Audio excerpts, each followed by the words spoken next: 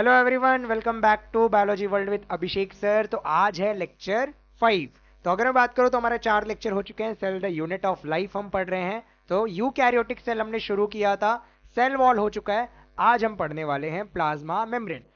Video start करने से पहले अगर आपने मुझे सब्सक्राइब नहीं किया है तो आप सब्सक्राइब कर लीजिए, बेल आइकन क्लिक कर दीजिए। और अगर आपको टेस्ट सीरीज भी चाहिए तो आप टेस्ट सीरीज कमेंट में कर सकते हैं, तो मैं टेस्ट सीरीज भी प्रोवाइड करूंगा। इनिशियली 20 स्टूडेंट्स को मैं फ्री ऑफ कॉस्ट ये टेस्ट सीरीज प्रोवाइड कर रहा हूं, और अगर 20 के ऊपर है तो मैं ऑनलाइन टेस्ट सीरीज यहाँ पर उसके कुछ चार्जेस होंगे जो हम डिस्कस करेंगे। ठीक है, तो स्टार्ट करते हैं हम प्लाज्मा मेम्ब्रेन। ओके, अगर मैं बात करूं प्लाज्मा मेम्ब्रेन तो पहले ये समझते हैं है क्या। तो सबसे बाहर की लेयर क्या थी? Cell wall. सेल वॉल के अंदर क्या थी? Plasma membrane. सेल वॉल सब में प्रेजेंट नहीं होता, हमने पहले भी पढ़ा था। प्लाज्मा मेम्ब्रेन हर सेल में प्रेजेंट होता है। प्लाज्मा मेम्ब्रेन को ही सेल मेम्ब्रेन बोलते हैं। तो दोनों में कुछ अलग नहीं है, कोई ऐसा समझना मत कि ये दोनों अलग है, दोनों एक ही चीज है। प्लाज्मा मेम्ब्रेन अगर मैं बात करूं तो प्लाज्मा मेम्ब्रेन दुनिया के सभी सेल में पाया जाता है, और सभी सेल का जो प्लाज्मा मेम्ब्रेन है वो सेम होता है। आई रिपीट, इसीलिए प्रोकैरियोटिक सेल में मैंने बोला था लेक्चर 3 में हमने जब पढ़ा था कि हम प्लाज्मा मेम्ब्रेन को डिटेल में पढ़ेंगे आगे। तो आज हम डिटेल में पढ़ने वाले। शुरू करते हैं। ये पूरे लेक्चर में हम क्या पढ़ने वाले हैं? प्लाज्मा मेम्ब्रेन, सेल मेम्ब्रेन पढ़ने वाले। आपको सेल मेम्ब्रेन पूरी तरीके से समझ में आ जाएगा ये लेक्चर देखने के बाद, ये मेरी गारंटी है। तो ध्यान से चलिए आगे चलते हैं।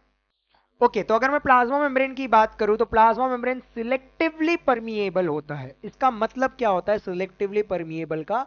कि भाई सभी मॉलिक्यूल्स सेल के अंदर नहीं आ सकते, ये डिसाइड करेगा सिलेक्टिव मॉलिक्यूल्स ही सेल के अंदर या बाहर आ जा सकते।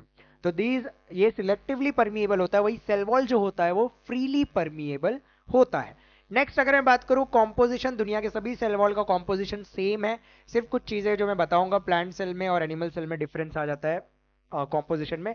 फॉस्फोलिपिड, तो फॉस्फोलिपिड की लेयर होती है जो हम आगे पढ़ेंगे।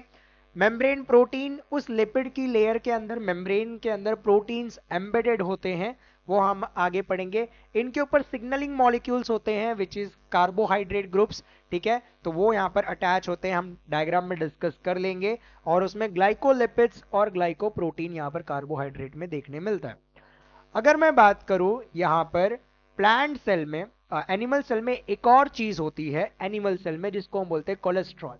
तो जो कोलेस्ट्रॉल है अगर मैं बात करूं, ये स्टेबिलिटी प्रोवाइड करता है, स्टेरॉल कंपाउंड जो कि एनिमल सेल में पाया जाता है। तो एनिमल सेल में कोलेस्ट्रॉल है जिसका काम क्या है भैया? स्टेबिलिटी। ओके, तो प्लांट सेल में क्या पाया जाता है? प्लांट सेल में फाइटोस्टेरॉल्स पाया जाता है, कोलेस्ट्रॉल नहीं पाया जाता। अब नेक्स्ट, दुनिया में पहली बार आरबीसी का केमिकल कॉम्पोजिशन किसका देखा गया था? आरबीसी का देखा गया था। सॉरी, दुनिया में पहली बार प्लाज्मा मेम्ब्रेन का कॉम्पोजिशन आरबीसी में देखा गया। तो आरबीसी को जब स्टडी किया गया प्लाज्मा मेम्ब्रेन में, तो वहां पर देखने मिला कि वहां 52% प्रोटीन होता है, याद रखना है 52% प्रोटीन होता है एंड 40% लिपिड होता है। तो ये आपको कॉम्पोजिशन याद होना चाहिए कि कितना परसेंट लिपिड होता है, कितना परसेंट प्रोटीन होता है। अब ये जो कॉम्पोजिशन मैं बता रहा हूं ये सभी सेल में सेम होंगे क्या? क्या लगता है आपको? नहीं, सभी सेल में जो कॉम्पोजिशन होता है ये वैरी करता है अलग अलग सेल में।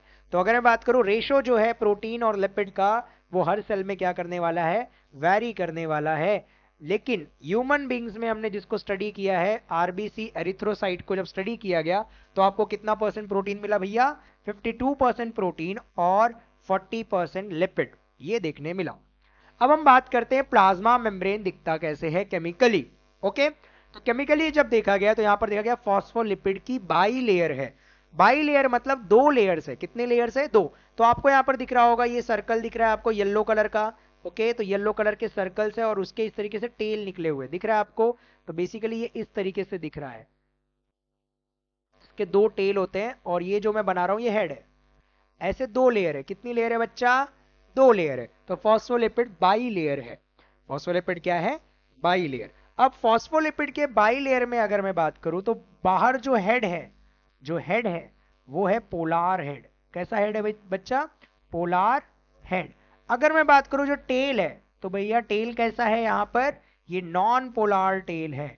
तो यहां पर बाहर के साइड पूछा, बाहर के साइड पोलार हेड, अंदर के side non polar tail. I repeat, बाहर के साइड बच्चा पोलार हेड, अंदर के साइड नॉन पोलार टेल। क्या इतना समझा? चलो तो मैं रीड कर दे रहा हूं, देखो बाय लेयर का लिपिड का अरेंजमेंट कैसा होता है, पोलार हेड जिसका नेचर जो होता है वो हाइड्रोफिलिक होता है। कैसा होता है?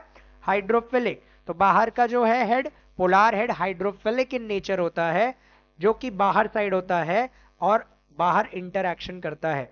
वही अंदर के साइड क्या होता है, नॉन पोलार टेल, जो कि हाइड्रोफोबिक इन नेचर होता है।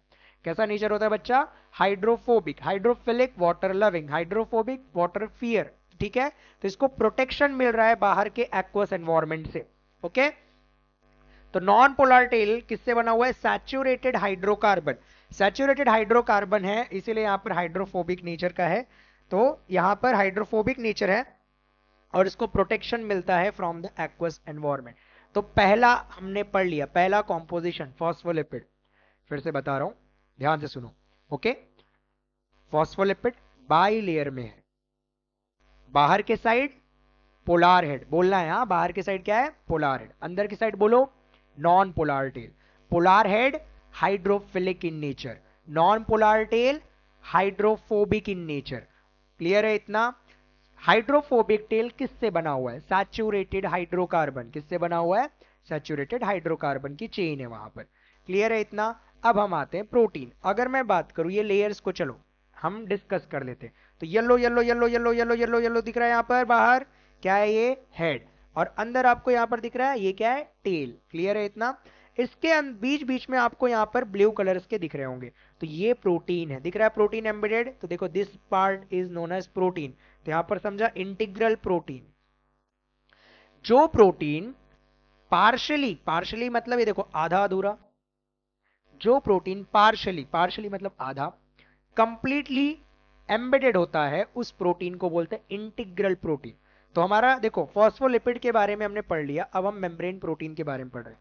मेम्ब्रेन प्रोटीन दो टाइप के हैं, जो पार्शली या कंप्लीटली एम्बेडेड है उनको इंटीग्रल प्रोटीन बोलते हैं, और जो बाहर है मेम्ब्रेन के सरफेस पे हैं उसको हम क्या बोलते हैं? Peripheral protein. क्या इतना समझा? फॉस्फोलिपिड की बाई लेयर समझा कैसे अरेंज है? तो बाहर पोलार हेड, अंदर non polar tail, polar head hydrophilic in nature और non polar tail hydrophobic in nature.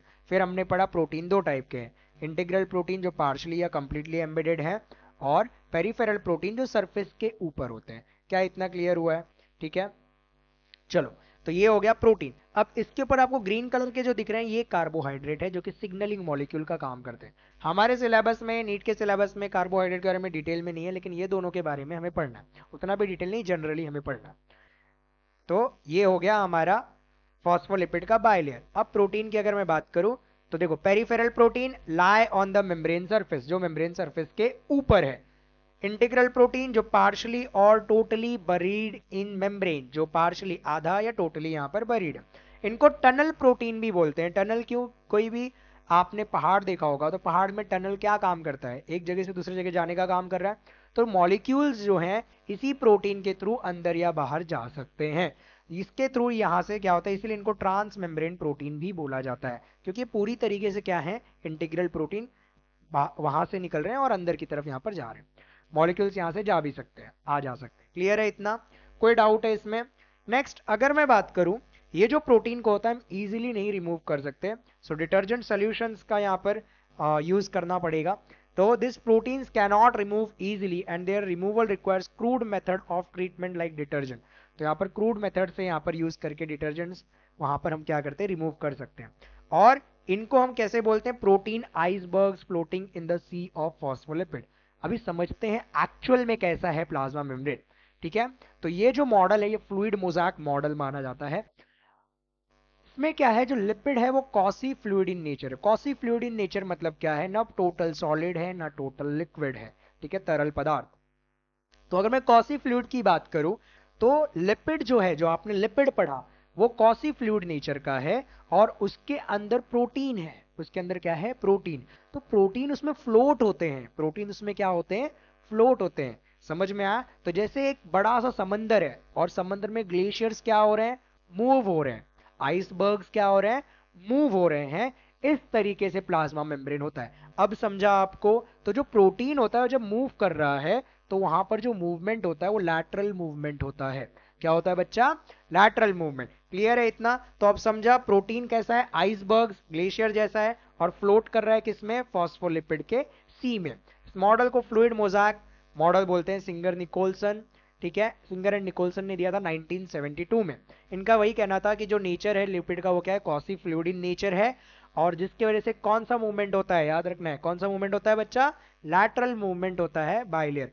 क्या क्या काम कर रहा है यहाँ पर, फंक्शंस। तो फंक्शंस की अगर मैं बात करूं तो सेल के ग्रोथ में यहाँ पर मदद करता है। ओके, तो फंक्शंस की अगर मैं बात करूं तो किसमें मदद करता है, सेल ग्रोथ में मदद कर रहा है, सेल को ग्रो करने में। Formation of intercellular junction, intercellular दो सेल के बीच के जंक्शन बनाने में भी ये मदद करता है। कोई भी सिक्रीशन हो केमिकल्स का तो उसमें भी मदद करता है।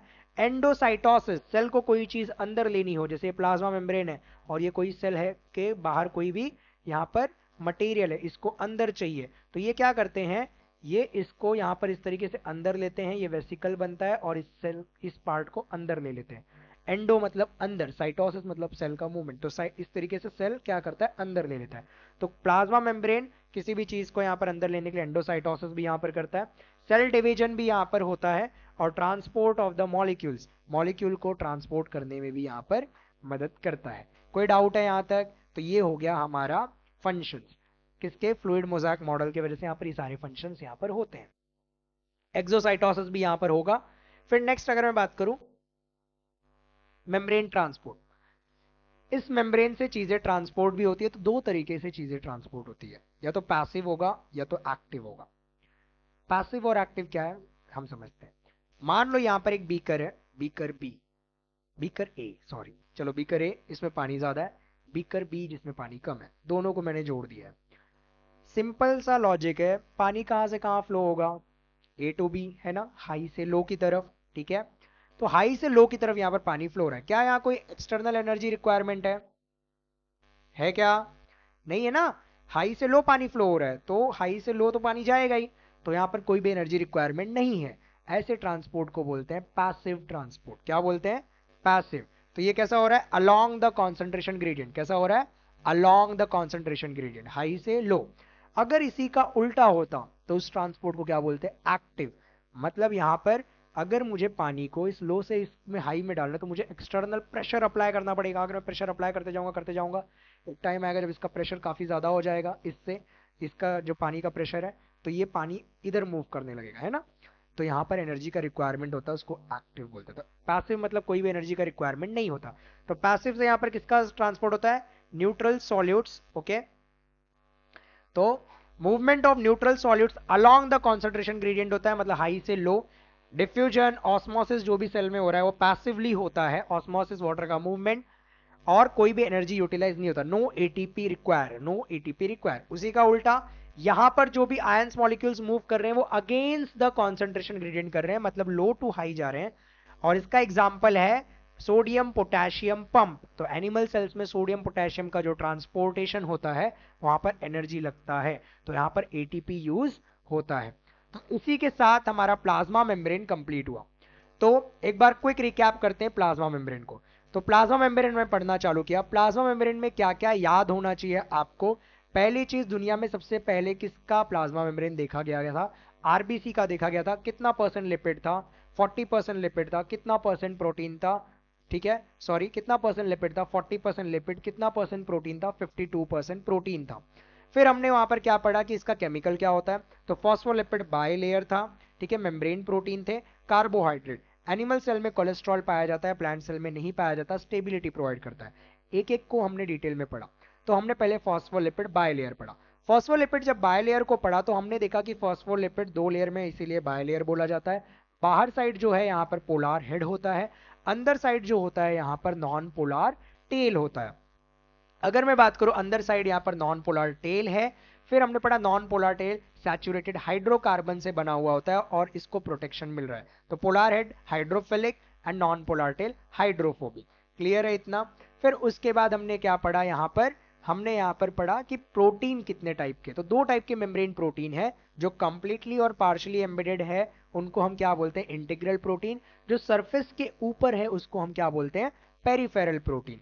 ओके, फिर हमने सिंगर एंड निकोलसन का मॉडल पढ़ा कि जो लिपिड की बायलेयर होती है वो कॉसी फ्लूइड इन नेचर होती है, जिसके वजह से प्रोटीन का जो मूवमेंट होता है वो कैसा मूवमेंट होता है, लैटरल मूवमेंट। बच्चा याद रखना कैसा मूवमेंट होता है, लैटरल मूवमेंट। फिर हमने फंक्शंस पढ़े, फिर उसके बाद हमने यहाँ पर क्या पढ़ा, active transport and passive transport. ठीक है, passive transport along the concentration gradient high से लो होता है, कोई एटीपी रिक्वायर नहीं होता, ऑस्मोसिस डिफ्यूजन। एक्टिव ट्रांसपोर्ट लो से हाई की तरफ जाता है, यहाँ पर अगेंस्ट द कंसंट्रेशन ग्रेडियंट होता है और यहाँ पर एनर्जी का रिक्वायरमेंट होता है।